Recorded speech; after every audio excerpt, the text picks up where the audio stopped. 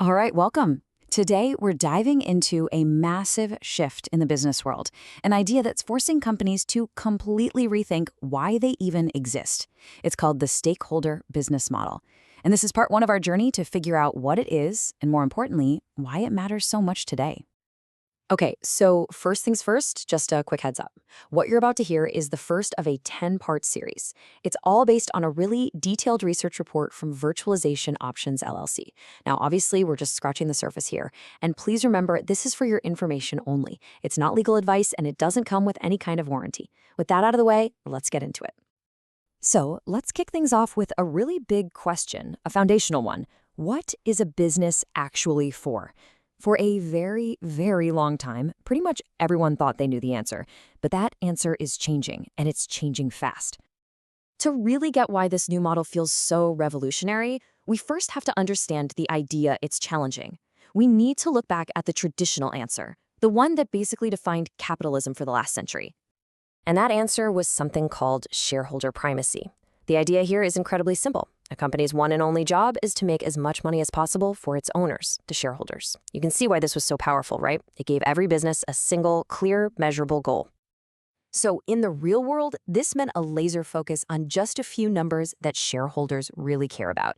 Those quarterly earnings reports, keeping the stock price climbing, and making sure those dividend checks go out. Pretty much everything else, well, they took a back seat. But then, back in the 1980s, a totally different theory started to take shape. It challenged that entire way of thinking by asking a really simple but profound question. What if the purpose of a business is actually much, much bigger? And this is the heart of it, from the thinker who really championed this idea, R. Edward Freeman. He argued that if a business wants to succeed in the long run, it can't just focus on its owners. It has to create value for lots of different groups, all at the same time. Now, that might not sound earth-shattering at first, but the implications were just huge. This wasn't just some small tweak to corporate strategy. It was a complete redefinition of who a company is actually responsible to. So you can see the shift right here. We go from a singular focus on one group, the shareholders, to this much, much broader idea of serving all affected parties. You're moving from a straight line to managing a complex web. Okay, so that's the next logical question, right? If we're talking about all affected parties, who exactly are we talking about? Who falls under this umbrella of stakeholders? And, well, the list is pretty extensive. It includes the people you'd expect, like employees and customers, of course, but it also includes suppliers, the communities where a business sets up shop, the regulators who set the rules, and, get this, even the natural environment itself. The whole idea is that all of these groups have a stake in how that company operates. And this is a really key point. This is not about a company having a feel-good charity fund on the side. No, it's about weaving social, environmental, and economic thinking into the very fabric of every single strategic decision a company makes.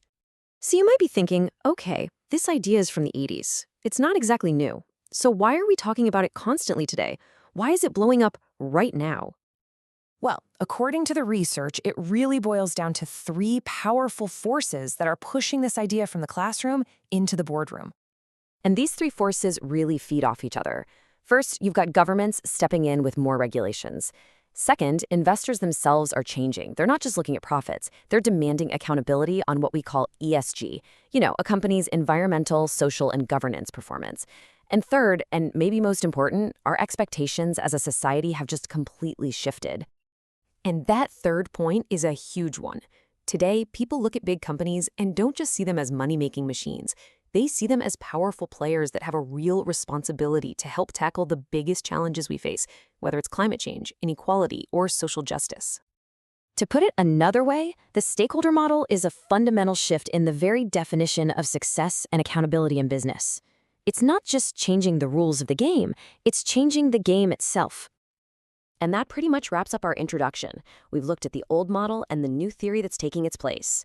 Next time, in part 2, we're going to get practical and explore what a stakeholder business actually looks like in the wild.